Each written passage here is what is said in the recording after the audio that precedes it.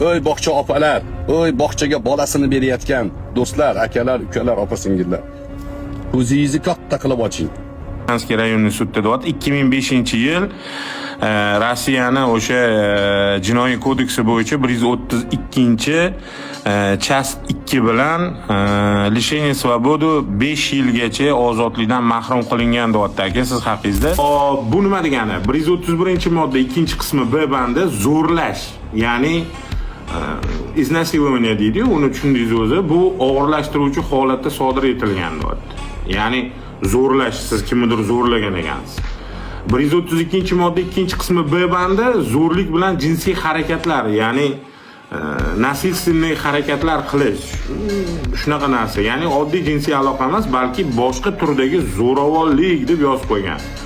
Bu bandi odatda nima desa, bu band odatda voyaga yetmaganga shaxsga nisbatan yoki og'irlashtiruvchi holat, juda jiddiy holat deb sizni o'sha qamalganingiz bo'yicha mana shunaqa, ya'ni siz shunaqa tartibda qamalgan ekansiz Otabek aka. 5 yil qamoq jazosini Rossiyada o'tab chiqqan ekansiz.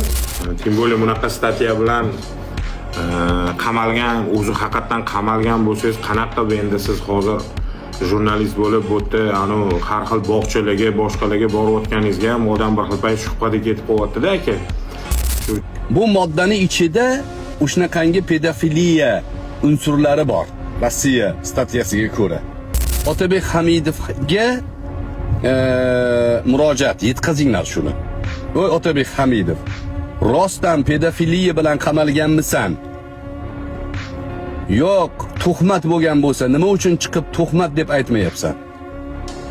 Tuhmatligini isbotlamayapsan. Qo'limizda hujjat turibdi. Tarqalayapti u. Senga Shuhrat Musayev savol yo'naltirdi. Chiroyli qilib, madaniy shaklda so'radi. Otabek Hamidov, siz pedofil emasmisiz deb so'rayapti sendan. 131-modda bilan qamalgan bo'lsa, endi O'zbekistondagi mutasaddi shaxslarga taklif. Bunga o'xshagan odamlarning tarixi, istoriyasida agar shunaqangi dog' bo'lsa, bularni jamiyatdan uzoqlashtirish kerak. Ularni joyi u bog'chaga borib, bog'chani muammosini o'rganish emas.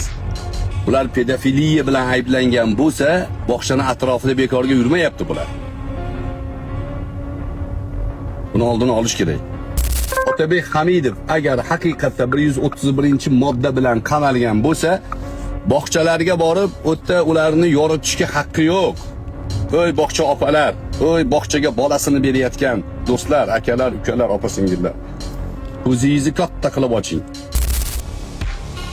Agar rostdan shunaqangi statya bilan qamalgan bo'lsa, pedofilni qo'liga bog'chani berib qo'ymang. Uning ishi emas u.